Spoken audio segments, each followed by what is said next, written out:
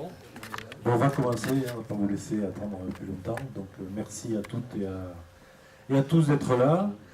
Donc je suis Daniel Bakou, je suis le président de l'association Héritage Avion Morane-Saunier. Juste, je vais vous décrire en quelques mots quelle est cette association, qu'est-ce qu'on fait.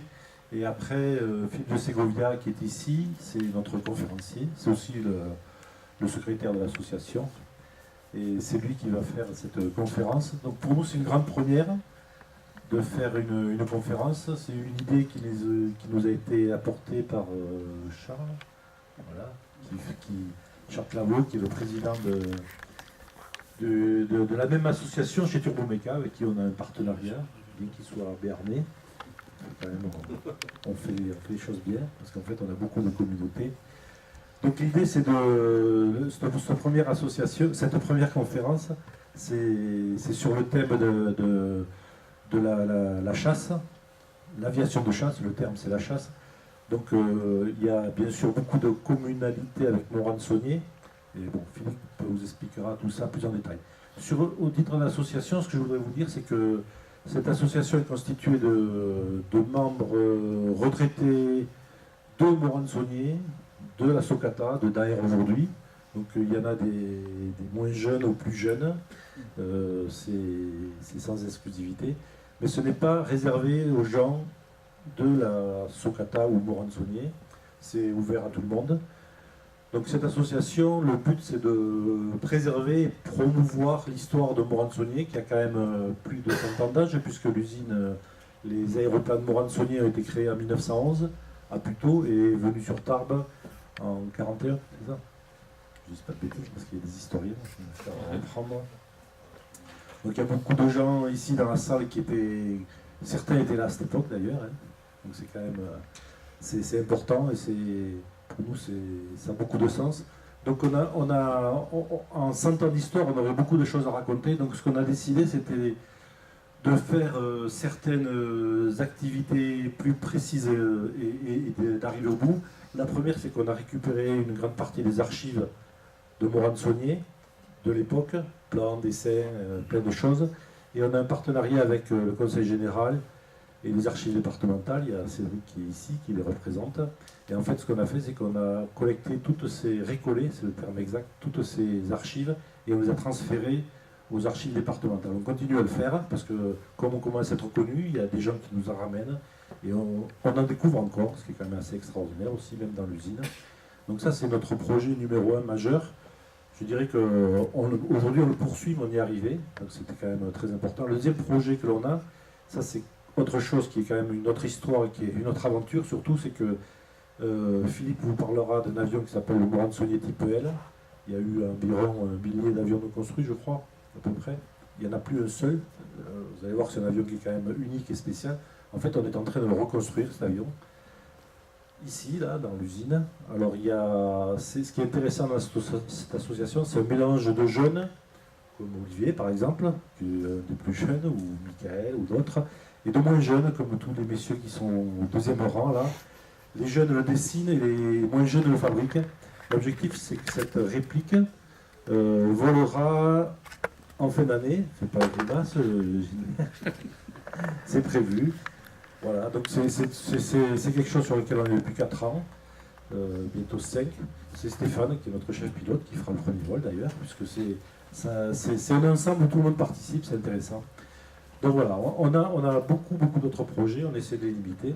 Donc si vous êtes intéressé par cette association, si vous êtes à la Socata, on est section des éperviers. Quand vous êtes aux éperviers, il faut rajouter patrimoine Morane-Saunier. Tous les mois, on écrit une lettre qui s'appelle le Petit Léon, qu'on envoie à tous les membres de l'association, où on explique ce qu'on fait. C'est très important d'avoir des membres actifs, mais des membres aussi qui font partie de l'association, mais qui nous sont solidaires, c'est aussi important. Donc on est plus de 200 membres aujourd'hui. Je dirais qu'on est une trentaine d'actifs. Donc si vous voulez être membre, c'est facile. À l'intérieur de la Socata, c'est une section du CE. À l'extérieur, on a des formulaires qu'on vous donnera à la fin. Donc l'objectif de ce soir, c'est que Philippe va vous faire sa conférence, vous exposer ses 100 ans, il y a 100 ans, la naissance de l'aviation. Et après, ce que je vous propose, on fera, si vous avez des questions, on sera à votre disposition, il sera à votre disposition pour y répondre. Voilà. Merci à tous d'être là et bonne conférence. Merci Daniel. Alors comme Daniel vous l'a dit, il y avait plusieurs raisons pour lesquelles on a choisi comme thème, voici 100 ans, à la création de l'aviation de chasse. Bon, d'abord parce que c'est lié à notre projet de type L, de reconstruction. Donc on va vous expliquer au travers de cette présentation pourquoi, quel était l'intérêt historique du type L. Vous allez voir que ça dépasse un peu les cadres stricts de notre aviation légère. C'est un fait historique. Et donc, je suis en charge aujourd'hui de la promotion des avions construits par la société, maintenant sous l'étiquette d'AR, avant ce Qatar, et notamment du TBM. Et à côté, je suis un historien amateur. Et dans une carrière précédente, j'ai été journaliste, donc j'ai appris à prendre le fait saillant qui capte l'attention du public. Et puis après, ça permet de parler de beaucoup de choses. Et c'est un peu au travers de cette naissance de l'aviation de chasse que je vous propose un petit voyage dans le temps. Alors déjà, un truc qui intéresse beaucoup les garçons, quand on parle avion de chasse, là tout de suite, je suis désolé, il y a au moins un représentant de l'agent féminine ici, mais c'est vrai que quand on est un petit garçon, on joue aux cow-boys et aux indiens, et puis on joue aussi à faire la guerre, avec les petites maquettes d'avions, et donc c'est quelque chose qui parle. Dans l'imaginaire collectif, on a entendu parler du Baron Rouge, de Guinmer, de beaucoup de gens, mais sans très bien savoir comment tout ça a commencé. Et en se disant que c'était pas évident, il y a 100 ans, d'imaginer qu'on pouvait faire du combat aérien, même si certains le rêvaient, pour beaucoup c'était de la science-fiction. Et ce que vous allez voir au travers de cette histoire, c'est qu'il y a eu un cheminement pour que de l'idée de visionnaire de certains, des généraux, des techniciens, de simples mécanos, comment ça a pu se traduire dans les faits et pourquoi ça a eu une grande importance historique, même si les nombres n'étaient pas ce qu'on pourrait imaginer. C'était pas, au début de cette histoire, vous allez voir que c'était pas des milliers d'avions dans le ciel, c'était 10 avions répartis sur un front qui faisait 750 km. Donc autant dire que il n'y avait pas des combats aériens souvent tous les jours au début. Après, ça a commencé à prendre une tournure différente, mais très souvent on voyait que c'était dans des endroits du front où la bagarre était très chaude et il y avait une grosse densité d'appareils et parfois pendant 2 heures dans la journée. Et après, ces premiers avions aussi étaient soumis à tout un tas d'aléas que nous connaissons aujourd'hui, mais par lesquels que nous savons surmonter, la météo, les problèmes techniques, les problèmes surtout avec les premiers aérodromes qui étaient des bandes d'aviation, des terrains qui pouvaient être boueux et qui pouvaient empêcher les avions de décoller. Et dans ces cas-là, les seules ressources, c'était on démonte l'avion, on le met sur un camion et on va dans un endroit où on espère que ce sera un peu plus sec. Et vous allez voir aussi donc avec les caractéristiques des appareils qui ont pu évoluer et comment l'image que vous voyez ici, donc le combat qu'on imagine avec le pilote et son écharpe blanche qui vole avec l'air, ça a pu prendre corps et parfois on se rend compte que la réalité était un petit peu différente. Alors déjà, on va vous parler de 1913, du 5e salon de la locomotion aérienne, où la maison Morane-Saulnier, elle présentait pour la première fois un appareil à aile haute, qui était une nouveauté, même s'il y a certainement eu d'autres appareils à aile haute, mais celui-ci a connu une grande publicité, et si bien que les journalistes de l'époque l'ont appelé le parasol. Ce n'était pas un nom commercial de la marque. En fait, ils avaient pris la voilure et la cellule d'un type G, et ils avaient mis l'aile au-dessus.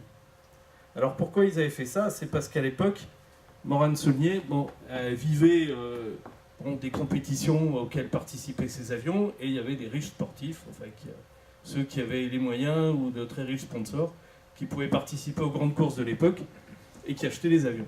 Et c'était comme ça que ça tournait. Et après, il y a ceux qui voulaient apprendre à piloter, évidemment. L'école de pilotage, ça a été aussi une source de revenus pour ces pionniers de l'aviation. Et dans l'école de pilotage, on se rendait compte que les gens aussi, ils aimaient bien aller se promener, voir la campagne, etc. Et donc l'idée qui a germé entre Raymond Saulnier et Robert Morin, c'est de dire, et si on avait un avion qui dégage la vue vers le bas, ben, on vendrait plus de baptême de l'air et on vendrait plus de formation de pilotage. Donc c'est ce qui les avait guidés. Donc ils créent ce fameux parasol. Donc au début c'est un type G. Et puis là-dessus, ben, il y a beaucoup de gens qui s'intéressent, notamment ils sont sur le terrain de Villacoublay-Morane. À l'époque, à Villacoublay, il y a plusieurs aérodromes. Et notamment, il y a aussi le début d'un aérodrome militaire qui est entre Buc et Villacoublay. Et les militaires viennent voir. Et il y a certains qui s'intéressent en disant mais ça pourrait faire un bon avion de reconnaissance, mais il faudrait qu'il soit ceci. Enfin, le client, il veut toujours l'avion qu'on n'a pas construit. Ça, c'est une vieille antienne dans notre secteur de la construction aéronautique. Et donc, ça devient, dans l'esprit de Raymond Saulnier, un avion qui va être le type L, c'est-à-dire qu'on va faire 2 trous d'hommes séparés, on va l'agrandir un peu, on va lui donner un petit peu plus de puissance. Et alors, surtout, ce prometteur type L, il capte l'attention des Turcs. Alors, ce qu'il faut savoir, les débuts de la guerre aérienne, ça a démarré par un conflit entre la Libye et la Turquie. En fait, la Libye, qui faisait partie de l'Empire ottoman à l'époque, donc on est en 1911, a toujours des fractions rebelles, et ces rebelles, plus ou moins incités, se mettent sous la protection du roi d'Italie, qui bien sûr envoie un corps expéditionnaire. Donc il y avait 10 000 soldats turcs en Libye.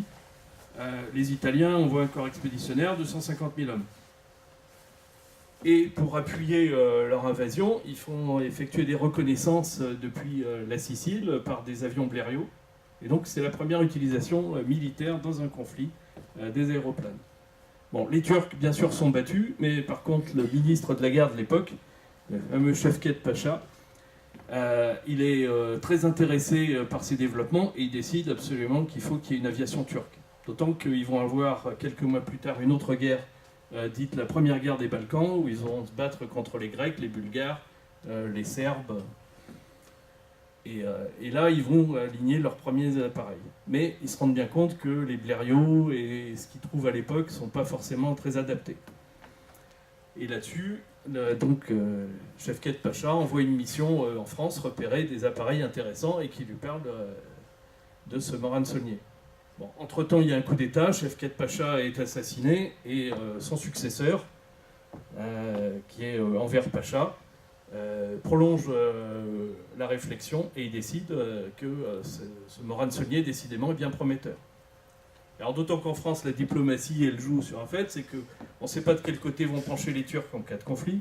Tout le monde aimerait les avoir avec soi. D'ailleurs, les Turcs vont se décider très tard, puisque la guerre de 14-18 va éclater au 1er août 14, et les Turcs vont rejoindre les centraux seulement vers la fin de l'année, au mois de novembre, après que chacun a fait des promesses, et surtout les Allemands ont promis qu'ils auraient des cuirassés pour se battre contre les Russes, et ça c'est ce qui a fini d'emporter la décision côté turc. Mais à partir du moment où on va les sentir pencher de l'autre côté, il va y avoir un embargo qui va être décrété sur ces avions, donc les Turcs n'auront jamais leur type L. Après, il y a un autre fait, c'était l'adoption de la mitrailleuse Hotchkiss dans l'armée française. Alors la mitrailleuse, c'est une invention à l'origine américaine. C'est le fameux constructeur Gatling qui a imaginé les premières. Mais il y a eu un autre ingénieur américain qui s'appelait Hiram Maxim, qui a proposé un autre système que la Gatling. La Gatling, c'était un système de barillet, où on pouvait tirer les coups. Et alors donc il fallait 2 personnes pour activer la mitrailleuse Gatling, dont une qui était à la manivelle, qui faisait tourner le barillet, et l'autre qui appuyait sur le percuteur. Alors évidemment, c'était mécanique, c'était lourd, c'était encombrant. Et cet autre ingénieur américain, donc Hiram Maxim, a eu l'idée d'avoir un système utilisant les gaz au moment de la percussion et d'utiliser l'effet de recul pour activer la balle suivante. Et donc c'est la naissance de la mitrailleuse Maxim qui sera très utilisée. Alors aux États-Unis, on n'en veut pas parce qu'on trouve que la Gatling elle est très bien. Puis bon, la guerre de sécession vient de se terminer, on n'envisage pas de conflit dans l'immédiat. Mais en revanche, en Angleterre, où ils ont des visées d'expansion colonialiste, notamment ils ont une guerre contre les Zoulous et puis en Afrique du Sud. Et donc l'armée anglaise va être très intéressée, et c'est la firme Vickers, qui est une grosse firme dans l'armement, qui est également un chantier naval, qui va s'intéresser donc au principe de la mitrailleuse Maxim. Et puis également, Monsieur Maxim va vendre aussi son brevet en Allemagne, et ça va donner la mitrailleuse MG-08, donc, qui va équiper l'armée allemande à partir de 1908. Et du coup, en France, on a un ingénieur américain, Monsieur Hotchkiss, qui a aussi des usines en France, notamment à Saint-Denis, et qui va acheter un brevet autrichien, celui-ci, parce que ça a émulé pas mal de monde à réfléchir à ce type d'arme automatique. Et donc, cet ingénieur a eu l'idée d'utiliser un système de vérin. Donc, c'est ce que vous allez voir sur l'engin qui est ici. Et donc, le chargeur que vous voyez ici, c'était un chargeur de 25 cartouches. Alors, il y avait déjà une première mitrailleuse faite par la manufacture d'armes de Saint-Étienne. D'ailleurs, la France avait commencé à mettre des mitrailleuses en service dès la guerre de 1870. Mais à cette époque-là, c'était des mitrailleuses qui étaient tellement lourdes que les mitrailleuses restaient avec l'artillerie. Donc du coup, elles n'étaient pas très efficaces pour des combats rapprochés, et on va voir la suite de l'utilisation de la mitrailleuse va prouver que c'est plutôt une arme offensive terrible. Et donc cette mitrailleuse de Hotchkiss commence à équiper l'armée française. Et alors c'est là que ça va donner des idées à Raymond de Saulnier. Donc on est en mai 1914. Et il entend pas mal de monde discuter. Alors, à l'époque, on ne pense pas à un conflit tel que le conflit contre l'Allemagne, l'Autriche, et bref, un conflit à l'échelle européenne. On pense plutôt qu'on va en découdre tôt ou tard avec l'Allemagne. Et donc l'idée, c'est il faut montrer les dents. Bon, il y a eu un incident en 1911 à propos du Maroc, sur qui était le protecteur du Maroc avec les Allemands. Ça a failli chauffer, et sans l'aide des Anglais. Et donc, Raymond Saulnier, un bon patriote, va proposer ça au ministère. Donc on lui prête une Hotchkiss qui vient juste de rentrer en service dans l'armée française pour faire des essais de tir, en lui disant écoutez, voyez ce que vous pouvez faire. Donc il a l'idée d'avoir un système de cam qui permette de synchroniser le tir. Bon, il se rend bien compte qu'il y a une course qui est quand même assez longue. Donc avec la cam, c'est très difficile de synchroniser les tirs. Donc en fait, il choisit l'opération inverse, c'est d'essayer de synchroniser la percussion avec les mouvements de rotation du moteur et de l'hélice, puisque c'est des moteurs rotatifs, donc ça tourne en même temps. Donc il faut arriver à tirer entre les balles de l'hélice. Bon, les essais ne sont pas concluants. Alors bon, il y a le côté Raymond Saulnier qui dit « mais si, ça a été très concluant », et c'est l'état-major qui n'a pas voulu poursuivre. Et il y a un rapport du ministère de la Guerre de l'époque qui dit c'est pas si concluant que ça. Le pourcentage de coups au but et de coups sur l'hélice est trop important. Et puis en plus, cette mitrailleuse, au début de sa carrière, elle avait tendance en plus à s'enrayer, parce que c'était lié aux lames qui tenaient les cartouches et sur la bande. Et du fait que ce soit un peu rigide, ça avait tendance à coincer par moment. Donc, bon, essai non concluant, mais Raymond Saulnier garde son projet bien au chaud, et il se dit ça servira peut-être tôt ou tard. Et alors c'est là qu'on a une réaction en chaîne dans les événements qui se passent à cette époque, et qui vont aboutir à l'ordre de mobilisation générale, donc qui déclenche la guerre de 14. Bon, alors, pour revenir un peu sur l'historique, vous avez la petite Serbie qui est agressée par l'Autriche suite à l'attentat de Sarajevo. Il y a un ultimatum en une dizaine de points. Il n'y a que le dernier point qui n'est pas satisfait, c'est-à-dire que les Autrichiens demandent qu'il y ait une commission d'enquête autrichienne, purement autrichienne, qui vienne enquêter en Serbie sur les agissements de l'auteur. Et ça, c'est inacceptable pour les Serbes. Et sinon, sur tous les autres points, ils étaient d'accord, et donc ça devient le prétexte pour l'Autriche d'envahir la Serbie. Bien sûr, les Russes se posent en protecteurs de la Serbie. Les Allemands sont alliés de l'Autriche et disent on va en découdre avec la Russie. Alors c'est là où après, quand on discutait avec les historiens suivant quel pays, pour les Allemands, c'est les Russes qui ont tout déclenché. Si les Russes n'en étaient pas mêlés, ça aurait été un conflit localisé. Et bon, pour nous, on a une vision un peu différente, c'est que bon, les Allemands donc attaquant la Russie, et en même temps, c'est nos alliés, donc on leur déclare la guerre également, et les Allemands, pour nous régler le compte de la France, décident de passer par la Belgique. Et alors, passant par la Belgique, évidemment, ça énerve les Anglais, donc, et c'est comme ça qu'on retrouve 5 nations qui rentrent dans ce conflit. Donc l'ordre de mobilisation générale est fait. On voit, ça c'était la dépêche du Midi à Toulouse, qui annonçait déjà la guerre européenne. Voilà. Et alors les forces en présence. Alors j'ai regardé sur le plan aéronautique, donc on voit au début du conflit, on voit que les empires centraux, donc c'est l'Allemagne et l'Autriche, donc centraux, qui ont signé des accords avec l'Italie. C'est la fameuse triple entente. Et les Italiens, sur le moment, déclarent pas la guerre. Ils vont pas bouger. En fait, ils vont jouer les marchands de tapis au début du conflit, puisqu'ils vont regarder comment la situation va évoluer, et pour savoir quel va être leur meilleur profit au terme du conflit. Parce que ils n'ont pas de raison d'avoir de mauvaises relations, ni avec les Serbes, ni avec les autres. Et ce qu'on voit au travers de ça, bon, la Turquie n'est pas encore rentrée dans le conflit, et puis petit à petit, d'autres pays vont se rejoindre, donc la plupart vont rejoindre le camp allié, sauf la Bulgarie qui elle, voit des intérêts à développer son pays, et surtout à le faire aux dépens de ses voisins, la Serbie, la Roumanie et la Grèce. Donc ce qu'on voit, c'est les flottes d'avions. Elles ne sont pas énormes. Hein. L'Angleterre, par exemple, n'a que 36 avions militaires recensés. C'est-à-dire qu'ils ont regardé tout ce qui était réquisitionnable et ils ont jugé qu'il y avait 36 avions qui pouvaient être utilisés pour la guerre. En France, on compte 200 avions. Là-dedans, il y a 148 avions qui sont en première ligne et il y a à peu près 60 avions en réserve. Et par contre, on a tout réquisitionné, mais on s'est rendu compte que beaucoup de machines n'avaient pas des conditions de navigabilité comme on pouvait les estimer à l'époque. À l'époque, on ne prenait pas de risque. Dès qu'une machine avait le moindre dysfonctionnement, elle restait au hangar. Par contre, on allait les garder pour pièces. Donc on voit l'Italie 12 avions, l'Autriche-Hongrie, ils ont 148 machines, mais surtout la puissance... les deux grandes puissances en termes de nombre d'avions, c'est l'Allemagne et la Russie.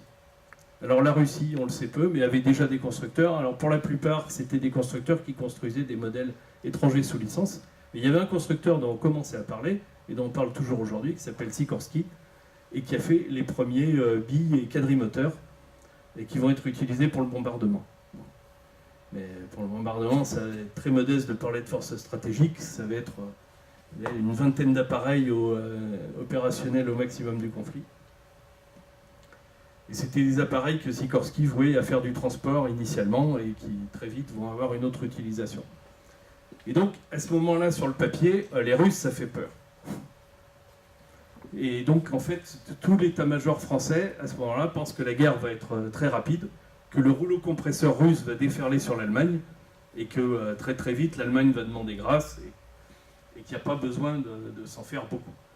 Donc il y a une stratégie qui est un petit peu attentiste de ce côté-là, et puis l'autre, c'est on a des généraux, il y a le général Foch qu'on connaît bien ici à Tarbes, mais il y a le général de Castelnau qui commande la 5e armée, qui est partisan de l'offensive à outrance, c'est ce qu'il dit.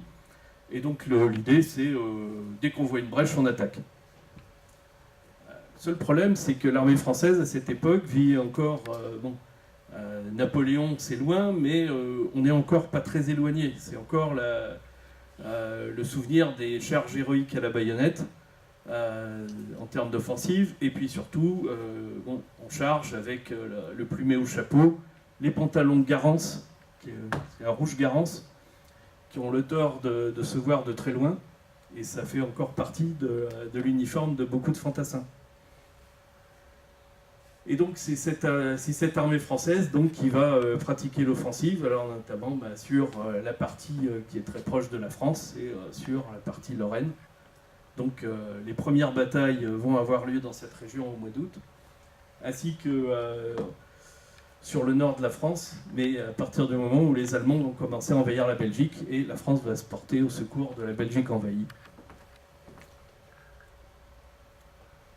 Et alors l'aviation, ben, elle a été désarmée très vite, enfin les idées de Raymond Saulnier et d'autres.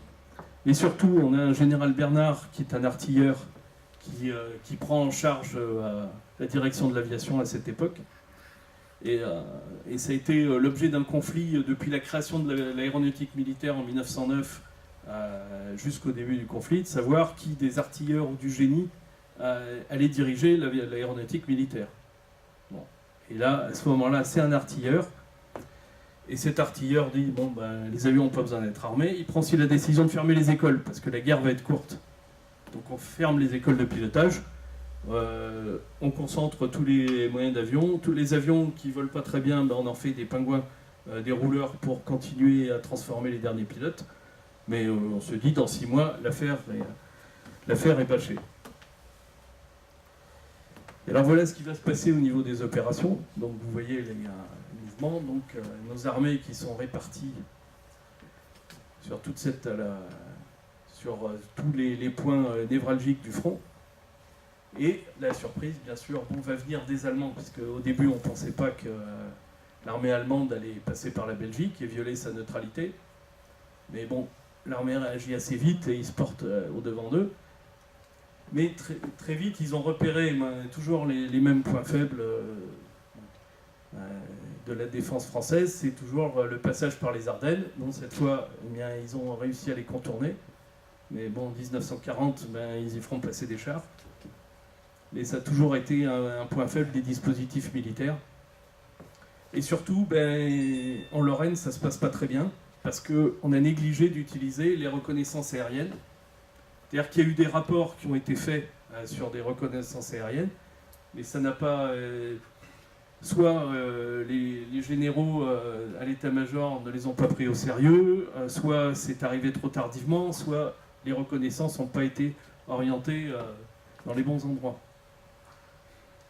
Donc du coup, l'armée se retrouve en face de forces allemandes qui étaient plus importantes que prévu.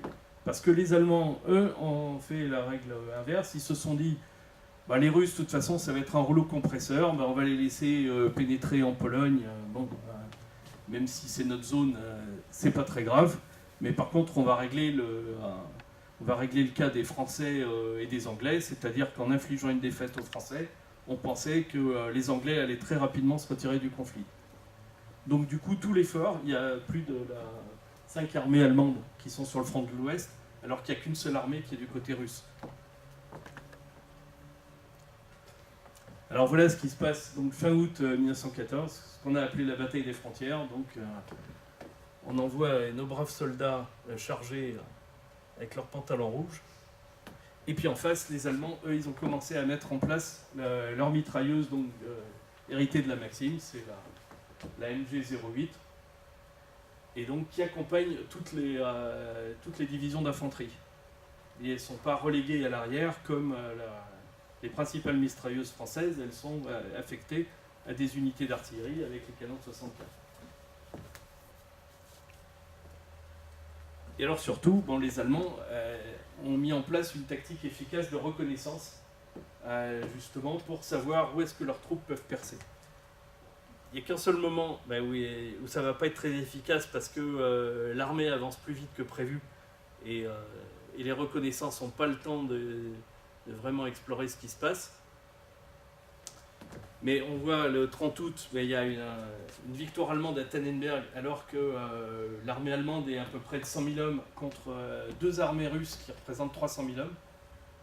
Et à Tannenberg, justement, c'est là où le général von Hindenburg va dire « sans aviateurs, pas de Tannenberg » parce que les aviateurs lui ont permis de savoir où étaient les troupes russes et de faire un piège sur l'une des 2 armées russes qui va être reprise et ils vont faire plus de 100 000 prisonniers. Et là, c'est un terrible affront. Et puis alors là, du coup, le rouleau compresseur russe, plus personne n'y croit en France.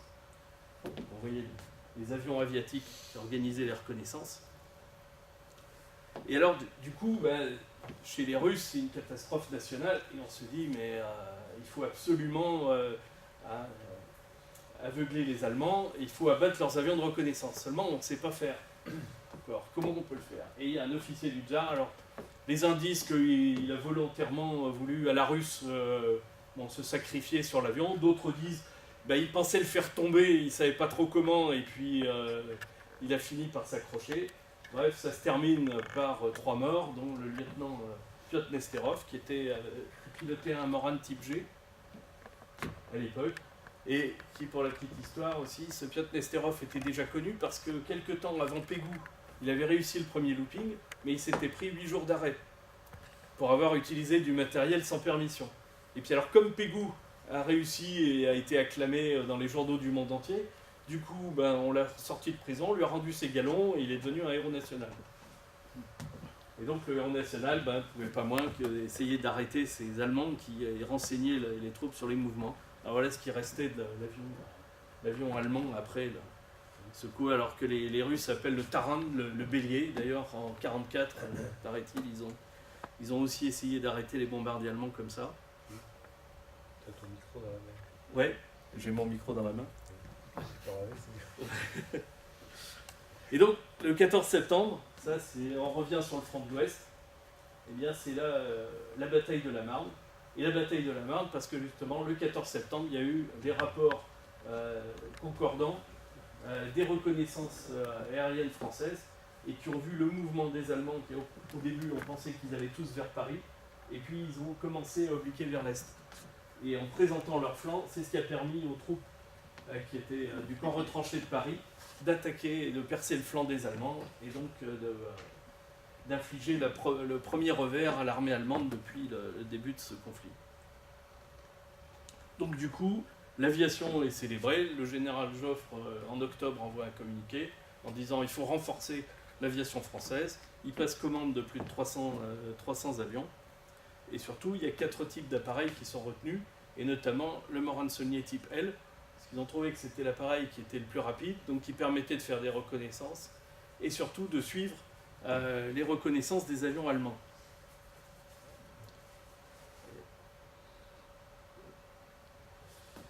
Alors, là-dessus, on est toujours en train de se demander mais comment on pourrait faire pour empêcher les Allemands d'envoyer leurs avions de reconnaissance au-dessus de nos troupes. Et alors, il y a un aviateur à cette époque, donc on est en octobre, qui vole une escadrille de la MS-23, qui est la première équipée des fameux Morane-Saulnier qui auraient dû être affectés aux Turcs. Et donc, il a l'idée de mettre au point un grappin. Donc, vous voyez le grappin avec ses 4 crochets en dessous. Et donc, d'accrocher les haubans de l'ennemi et faire en sorte que son appareil soit inutilisable. Bon, il n'a pas eu beaucoup de succès dans ses tentatives, mais au moins il ne s'est pas tué. Et, il est mort quelques années plus tard en combat aérien, mais c'était dans d'autres circonstances. Et alors après, des gens commencent à se dire, mais on a cette merveilleuse Jotskis de cavalerie, et si on l'a monté sur un avion, c'est de descendre des ennemis. Bon, certains disent, mais vous ne pensez pas, vous êtes fous. Bon, le général Bernard, entre-temps, a été remplacé, et du coup, certains commencent à l'expérimenter. Alors ça, c'est sur un avion Lotor. En Angleterre aussi, on y pense, et alors finalement, la firme Vickers, c'est un petit peu légitime, parce que Vickers a le produit sous licence à la mitrailleuse Maxim pour les Anglais. Et donc, ils ont l'idée de concevoir un avion qui permette d'emmener leur mitrailleuse Vickers. Alors celle-ci, on la reconnaît avec son plateau rond, le chargeur de munitions. Bon, mais ces appareils, ils ont quand même un inconvénient, c'est qu'ils sont relativement lents. Alors en France, on va faire pareil aussi, on va équiper donc ces avions qui sont à configuration propulsive. C'est un gros avantage, c'est qu'on peut tirer depuis le balcon, mais par contre c'est terriblement lent. C'est-à-dire aujourd'hui on dit les avions propulsifs ils sont plus forts, mais le problème c'est quand on voit la configuration avec le haut banal et tout, c'est des avions qui sont terriblement lents. Ils allaient en vitesse opérationnelle avec l'équipement, ils étaient à moins de 100 km/h. Or les asiatiques et autres appareils de reconnaissance allemands avaient des vitesses en patrouille qui étaient de l'ordre de 110, 120 km/h. Donc autant dire qu'il fallait un bon coup de bol pour arriver à rattraper l'avion allemand. Mais bon, le 5 octobre, donc, il y a le premier combat aérien, et c'est les premiers Français qui abattent un avion allemand avec la mitrailleuse Hotchkiss. modèle 1914. Alors, sur l'évolution du conflit fait que eh bien, les alliances se bouleversent, comme je le disais tout à l'heure. Donc, la Bulgarie et l'Empire ottoman rejoignent les centraux, tandis que l'Italie va passer dans le camp allié. Ce qui change un peu la donne, et tout le monde se met à commander des avions en grande quantité. Et alors, à la même époque, Roland Garros, qui a été pilote pour la firme Morane-Saulnier, il était à l'escadrille MS-23, donc il continue à voler sur Morane-Saulnier, il volait sur type L, et il est resté en contact avec Raymond Saulnier, et il obtient de se faire affecter au camp de tranchées de Paris pour pouvoir mettre au point le système de tir à travers l'hélice.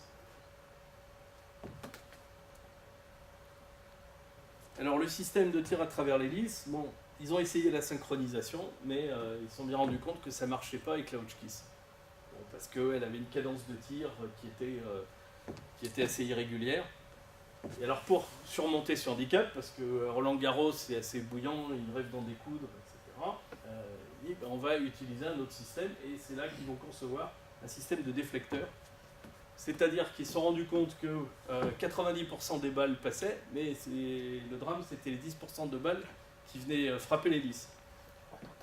Donc l'idée, c'est qu'avec des plaques de métal, avec cette espèce de guide qui est ici, on arrivait à éviter, dans un premier temps, que les balles fracassent l'hélice, ce qui est un petit peu embêtant pour voler.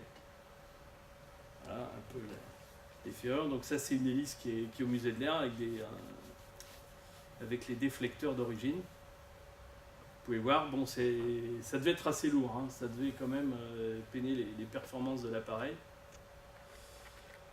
Et donc là, on arrive sur la fin de l'année, et donc Garros, après une première expérimentation au camp retranché, enfin, ils ont fait des essais de tir au sol, il est autorisé donc à l'essayer en opération. Et donc il est affecté à une nouvelle escadrille, c'est l'escadrille MS-26 qui à ce moment-là est à Dunkerque. Donc il y a eu entre-temps un épisode militaire qui était la course à la mer, puisque chacun essayait de couper le ravitaillement de l'autre, et donc Dunkerque est resté en zone française avec l'appui des Anglais. Mais il y a un front qui est assez actif à cet endroit-là. Donc ils se disent, si on peut repérer les mouvements de l'ennemi et en même temps rabattre leurs avions de reconnaissance, ça peut être très utile.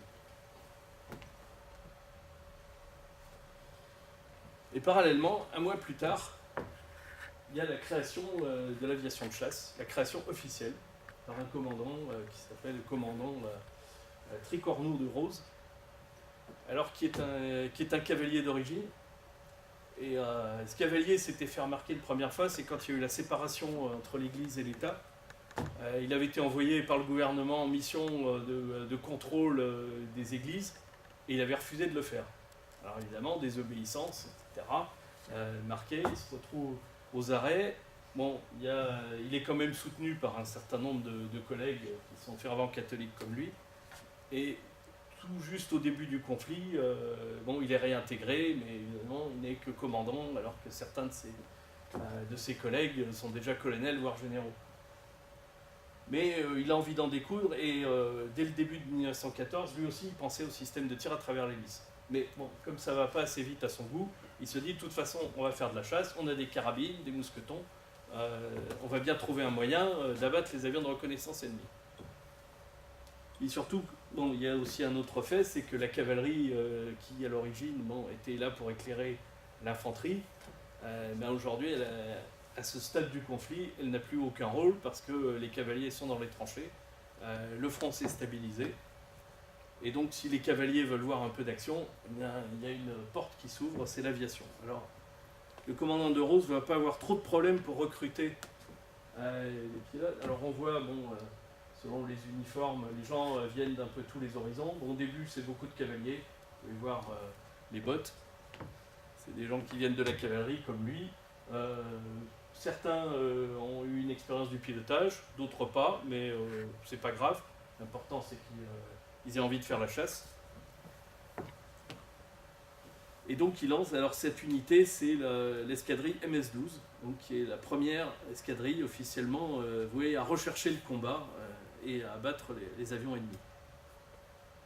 Alors vous voyez l'équipement de certains pilotes, alors celui-là malheureusement je n'ai pas son nom, et vous voyez c'était le casque des pilotes militaires modèle 1914.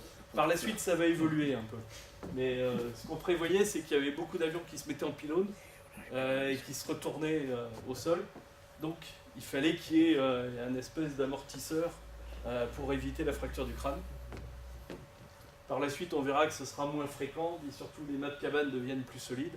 Et donc on va voir apparaître progressivement les serre-têtes qu'on a connues ultérieurement. Mais donc ça c'est le casque modèle 1914. Et alors donc, on est toujours en mars, Roland Garros entreprend de faire monter donc la mitrailleuse Hotchkiss sur le type L à Dunkerque parce qu'il a eu un petit souci, c'est que normalement il devait l'essayer sur le type N. C'était un avion de course qu'il avait utilisé juste avant la guerre, qui était un appareil très rapide puisqu'il atteignait 145 km/h. Et avec ça, il espérait justement pouvoir rattraper facilement les avions ennemis. Mais manque de chance, il y a eu une tempête sur le terrain de Dunkerque et le type N est brisé pendant la tempête. Du coup, il se rabat sur un avion qui dote l'escadrille, donc qui est un type L. Voilà. Et ce qui aboutit au 1er avril 1915, où là, il va donc utiliser opérationnellement l'arme. Alors pendant quelques semaines, il a patrouillé sans succès, puis là, le 1er avril, il voit un aviatique qui est en patrouille près de Dunkerque, il raye et il abat l'avion. Donc cette photo est authentifiée par le service historique de l'armée de l'air comme étant une des photos, alors c'était peut-être pas celle du 1er avril, mais une des photos de la période où Roland Garros a utilisé opérationnellement. Donc on voit avec son système de cette espèce de crosse qui est sur le côté, qui lui permettait de réarmer et de faciliter le passage. Donc là, il partait avec des bandes de 25 cartouches. Le 15 avril, c'est sa seconde victoire, donc encore un aviatique qui est abattu cette fois du côté de la Belgique. Et le 18 avril, donc sa troisième victoire, et là c'est un albatros, donc toujours en Belgique, alors pas très loin de Poelcapelle, où est supposé avoir disparu un Georges Guilmer quelques années plus tard. Et il repart dans l'après-midi, parce que ça ne chômait pas, et il devait aller bombarder la gare de Courtrai, toujours en Belgique. Et là, il est obligé d'atterrir à 10 km de là. Et là, il est fait prisonnier. Puis il devait brûler son avion, mais il n'a pas le temps de le brûler. Et on va voir que la suite va avoir quelques conséquences. Alors là, on le voit en captivité. Donc, son pantalon avait été abîmé dans l'accident. Donc on lui a donné, tant bien que mal, une veste. Et là, il est en compagnie d'un officier russe au milieu et d'Anselme Marshall, avec lequel il va s'évader à la fin de l'année, enfin en 1917. Et donc, c'est ce Anselme Marshall qui inspirera aussi le personnage de Maréchal dans La Grande Illusion, le film de Jean Renoir, qui était un titi parisien ou en couleur. Et donc là, vous avez le tableau de chasse de cette première année 1915. Donc vous avez à la fois l'escadrille MS-12, donc, du commandant de Rose, donc avec quelques premières victoires donc, qui sont homologuées. Vous avez également, donc, il y avait le sergent Navarre qui était à la MS-23, qui après va passer donc, à la MS-12, et puis Garros qui commence à enregistrer ses premières victoires. Alors il y a un autre aviateur qui va se rajouter au palmarès, c'est l'aviateur Eugène Gilbert, mais au début il n'a pas eu de chance, c'est que tous les appareils qu'il a abattus à la carabine sont tombés du côté des lignes allemandes, donc ces victoires n'ont pas été homologuées. Et sinon, ça aurait vraisemblablement, Eugène Gilbert aurait été le premier as. Ah, vous voyez, là, un des pilotes de la MS-12, donc ils étaient équipés de la mitrailleuse montée en affût, et donc c'était l'observateur qui avait la charge de descendre l'avion ennemi.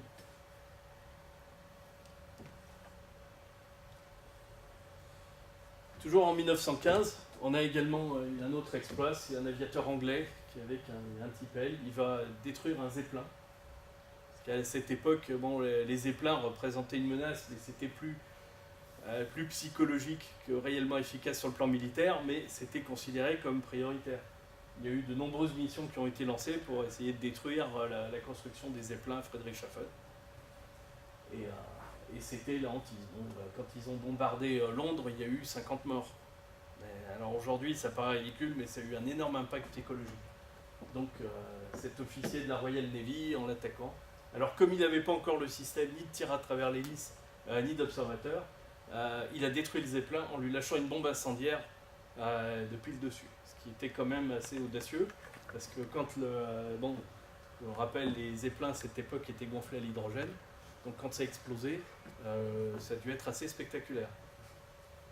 Et donc c'est le premier aviateur côté britannique qui reçoit la Victoria Cross, qui est la plus haute distinction britannique. Voilà. Et en avril 1915, entre-temps, il y a le racer type N, donc qui normalement aurait dû être utilisé par Garros, mais bon, qui avait été détruit dans la tempête qui a précédé son expérimentation du tir à travers l'hélice. Mais il y a d'autres aviateurs qui demandent à avoir un type N. Et donc, il y a une production qui est lancée. Et alors notamment Eugène Gilbert, qui essaie de briller et d'avoir enfin des victoires homologuées. Et alors, il baptise son avion Le Vengeur. Donc ce Eugène Gilbert, c'était aussi un pilote de meeting d'avant la guerre, et qui n'a pas eu la même gloire que les autres, mais qui était assez combatif, et c'était un ami de Marc Pourpret et de Roland Garros. C'est pour ça qu'il appelait son avion Le Vengeur. Et alors, pour la petite histoire aussi, c'est intéressant de voir, c'est une des premières photos aériennes d'un avion en vol, parce qu'il faut imaginer que les appareils photos de l'époque, c'était des chambres, donc c'était pas évident. Et on pense que c'était pour remonter le moral des troupes à cette époque que l'état-major a décidé qu'il fallait monter cette opération photo. Voilà, donc en mai 1915, justement, parlant de propagande, donc, on organise un grand rassemblement de l'aviation de chasse.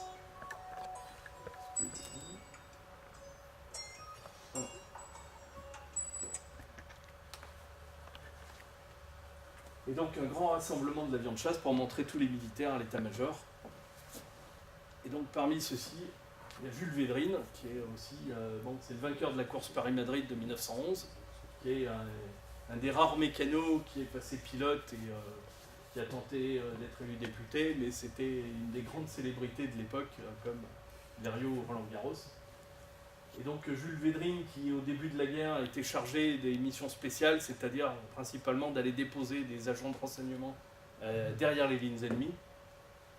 Et pour la circonstance, on lui a demandé de rejoindre l'escadrille MS-3 et pour aussi faire un peu de propagande pour cette création de l'aviation de chasse, parce qu'au même moment, ça devient très difficile dans le ciel français, parce que les Allemands commencent à montrer les dents.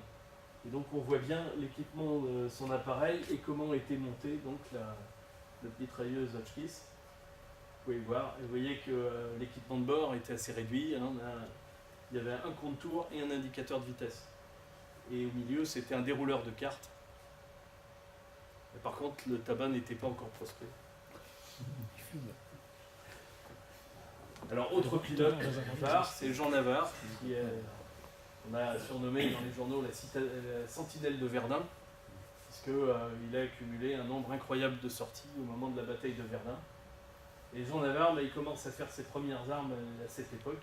Donc il vole sur le type L, il vole ensuite sur le type N. Il fait partie de ceux qui sont affectés à un type N. Il a continué à voler sur des monoplans Morane jusqu'en 1916, parce qu'il trouvait que ça allait suffisamment vite et que c'était intéressant, alors que la plupart commençaient à préférer les biplans de Nieuport qui sont arrivés sur le front et qui étaient beaucoup plus maniables.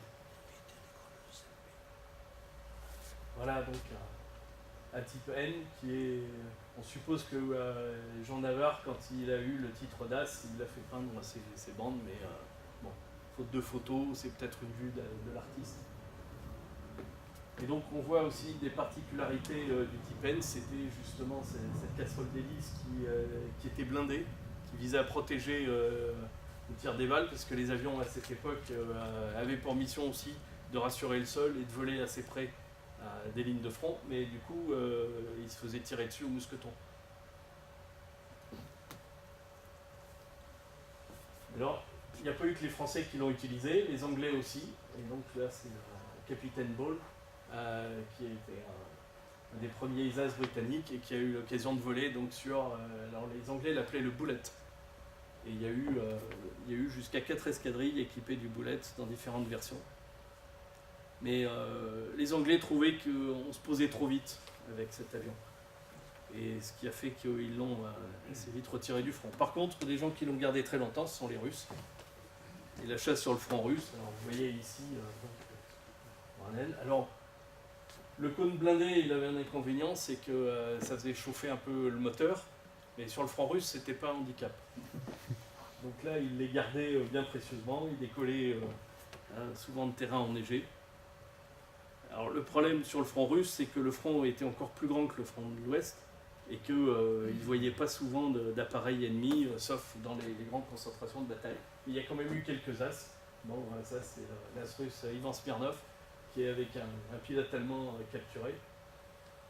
Et donc Ivan Smirnov a terminé la guerre avec 12 victoires. Enfin, bon, la guerre s'est terminée un peu plus tôt pour les Russes, puisque après la révolution de 17, comme beaucoup, Smirnov a été obligé de fuir son pays. On le voit. Ouais. Et Smirnov a connu une carrière assez étonnante après, puisqu'il a été un des premiers pilotes de la KLM. Après c'est la création de cette compagnie. C'est les premiers qui ont bien voulu d'un apatride. Et après, il a servi notamment dans les liaisons avec l'Australie, quand il y a eu l'offensive japonaise, et il s'est retrouvé en Australie. Et là-dessus, il a travaillé pour le transport commande américain, et il a terminé sa carrière aux États-Unis. Et on le voit ici, donc attaquant allemand. Alors, avec, je dirais, le retour à un certain passé de l'ancien empire russe, parce qu'avant, du temps de l'URSS, c'était pas permis, il ne s'était rien passé avant 1917. Et depuis, il y a des choses qui ressortent et Smirnov redevient une figure très populaire. Voilà, et on voit donc ces images qui m'ont été envoyées par un correspondant russe, donc on les voit sur l'escadrille de Smirnov sur le front. Alors là, on va passer sur d'autres aviateurs qui sont...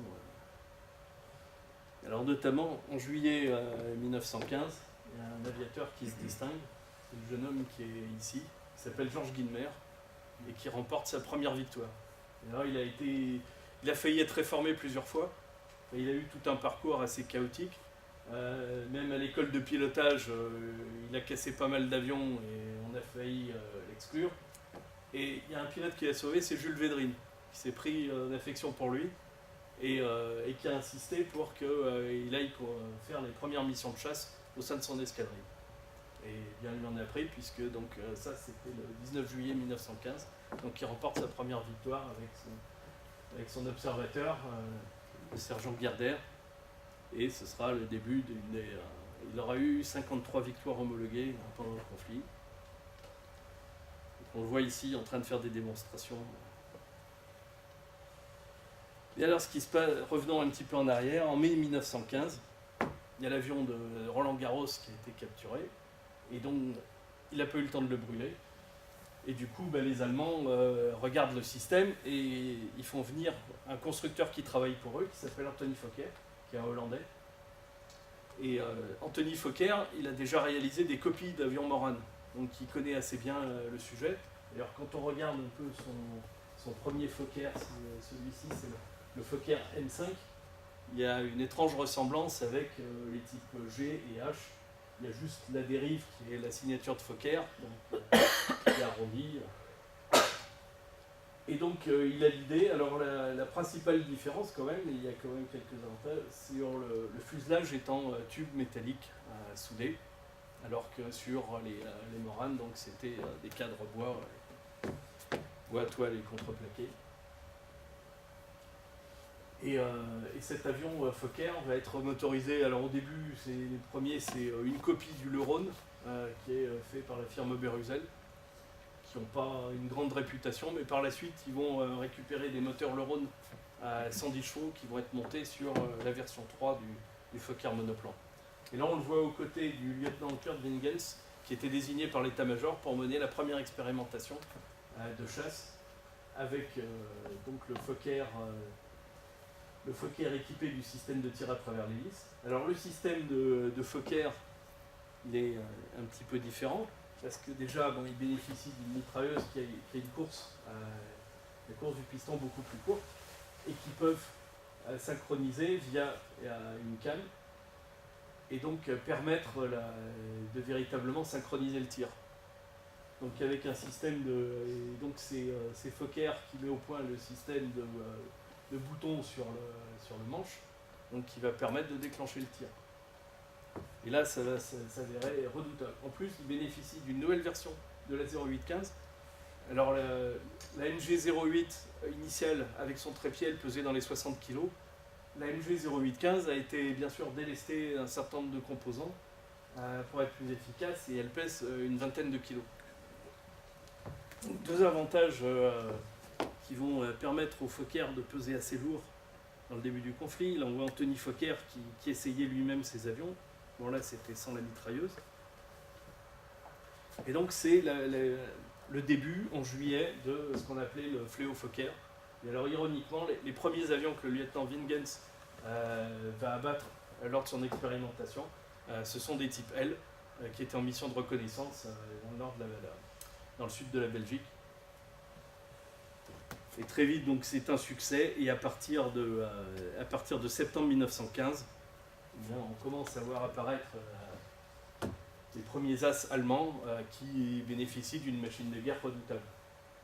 Donc là, un des plus connus, Maxim Hellmann, parce qu'il a laissé son nom à une figure de voltige, et qui était basé à Lille, qui était donc en zone occupée par l'Allemagne, et qui a été un des premiers à définir, justement, à utiliser la voltige pour ses tactiques de combat, pour montrer à tous ces jeunes pilotes comment arriver à se placer à la bonne position par rapport à l'adversaire.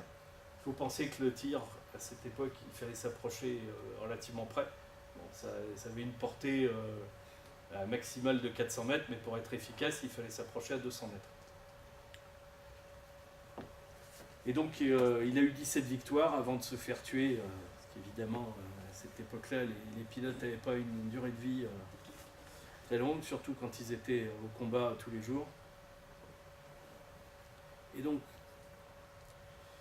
Et son successeur, c'est un certain Oswald Bolk, qui est également un as de l'aviation allemande, et c'est lui qui va organiser les escadrilles de chasse allemandes.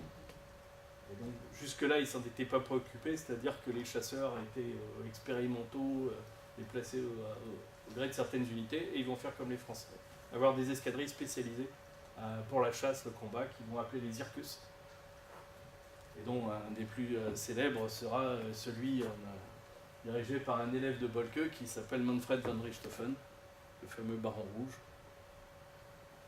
Et on voit, bon, la France de son côté en 1916 va également s'organiser. Donc on voit l'avion le Morane, alors c'est le type AC de Jean Navarre qui est devant, et on voit derrière, il y a encore donc, les types L qui sont en activité. Et on va regrouper jusqu'à 5 escadrilles de chasse donc spécialisées autour de Verdun. Alors voilà les pilotes de la MS-12, là qui sont, donc on est en 1916, ils sont déjà passés sur Nieuport. En ce temps-là, les Anglais ils mettent en place leur dernier pusher qui est le DH2, et qui a un très gros moteur, donc il arrive à peu près à suivre les appareils ennemis. Ça va être une première réponse, mais surtout l'autre réponse c'est le Nieuport 11. Alors au début on va lui monter la mitrailleuse au-dessus parce qu'on n'arrive pas, toujours pas à bien synchroniser, et le système de déflecteur pénalise trop les performances.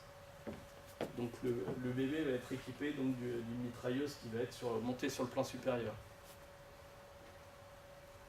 Mais bien vite, en 1916, l'état-major prend une décision, on va s'équiper de la mitrailleuse Lewis, qui elle permet la synchronisation. Donc avec son chargeur rond qui permet de tirer, là on était passé à 90 coups. Et donc ça va être monté notamment sur des appareils comme le type AC. Donc le type AC reprend la silhouette générale du type N, mais le profil d'aile a changé et il y a un haut bannage inférieur qui donne plus de rigidité à la voilure et évite les déformations. Et puis c'est un des premiers appareils donc, qui commence à être équipé d'ailerons, alors que jusque-là on était toujours avec le gauchissement. Le gauchissement ayant pas mal d'inconvénients, notamment qu'il faut toujours se poser face au vent parce qu'on ne peut pas tellement lutter contre le vent de travers. Et donc ces appareils-là, c'est la dernière tentative de Morane de s'imposer sur le marché, mais définitivement on trouve que les Nieuport sont quand même plus faciles à piloter puisqu'ils se posent beaucoup moins vite. On n'a pas encore inventé les volets de courbure et le biplan permet une approche à beaucoup plus faible vitesse. Et c'est beaucoup plus maniable et souple d'emploi. Et bref, la vitesse n'est pas une priorité à ce moment-là, puisque très vite, les combats aériens, ça tourne autour des mêmes endroits, des mêmes poches, près du front. Et donc ça ne nécessite pas de se rapprocher très rapidement d'un bout à l'autre du front. Voilà le système de synchronisation monté sur le AC. Donc on voit avec les bandes de cartouchières. Alors celui-ci a non pas la Lewis avec le chargeur au-dessus, mais là on passait avec un nombre plus important de cartouches. Alors tout ça, le premier système à la MS-12 a été imaginé par un sergent-chef, mais qui était ingénieur dans le civil, qui s'appelle Robert Alcan, qui avait travaillé chez Morane. Et la maison Alcan a fait florès après, puisque les pods d'accroche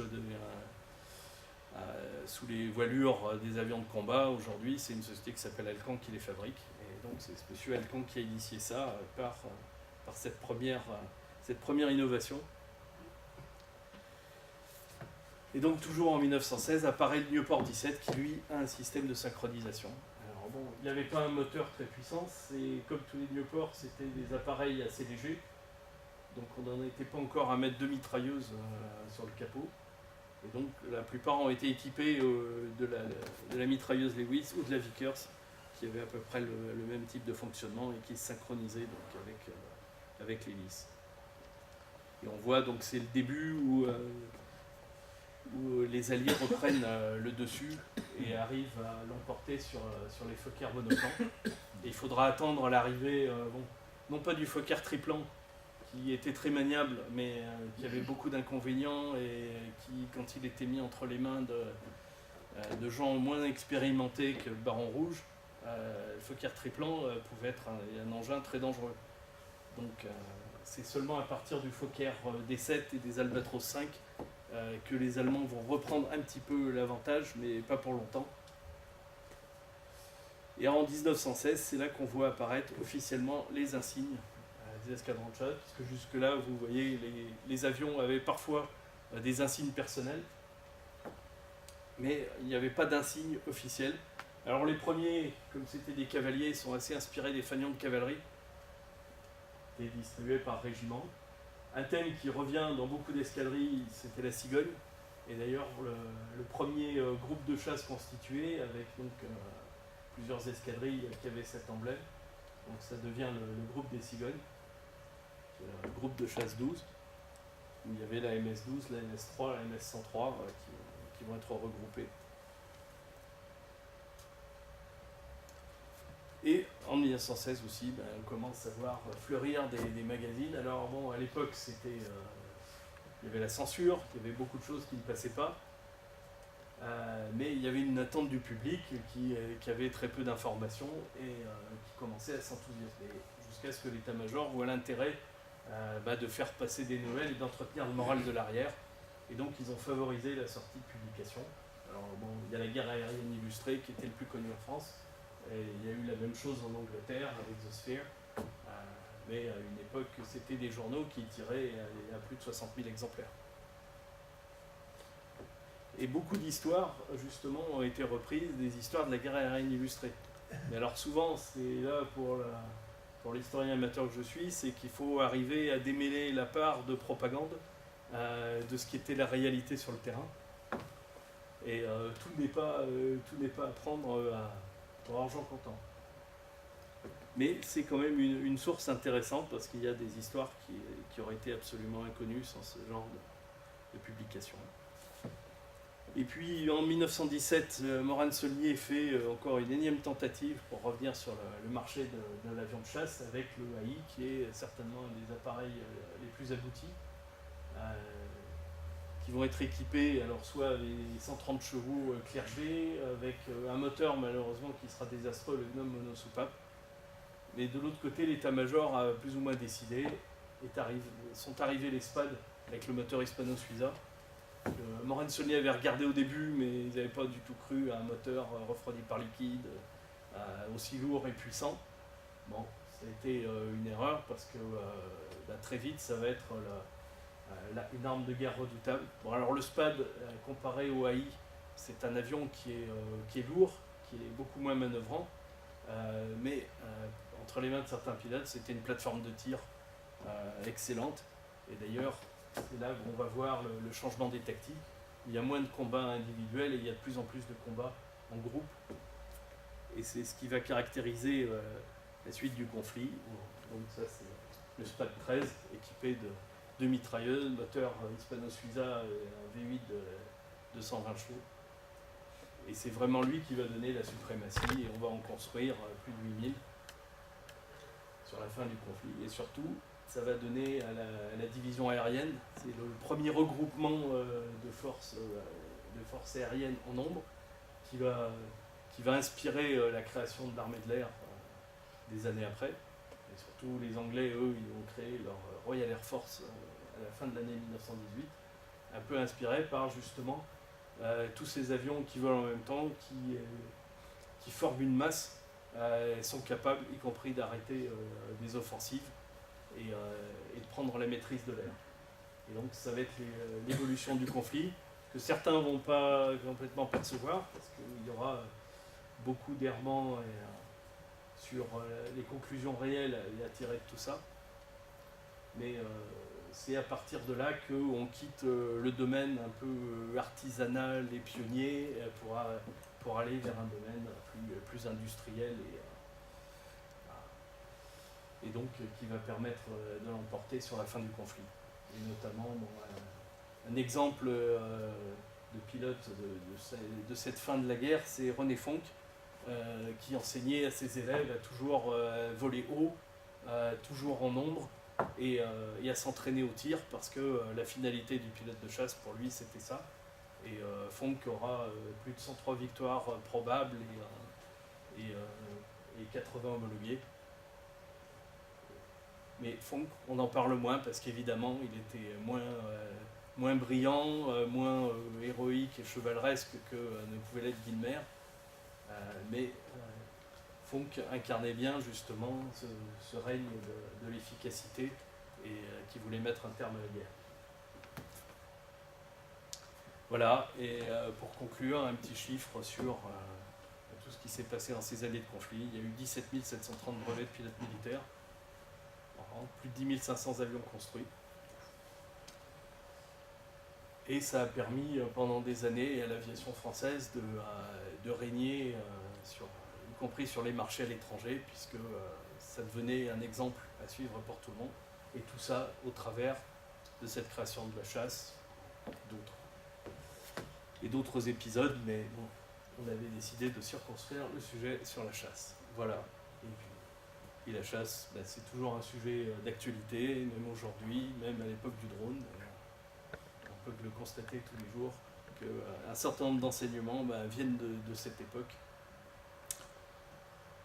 Et donc, on doit toujours regarder ça avec beaucoup de respect. Voilà, bien écoutez, j'ai fini mon exposé, et si vous avez des questions...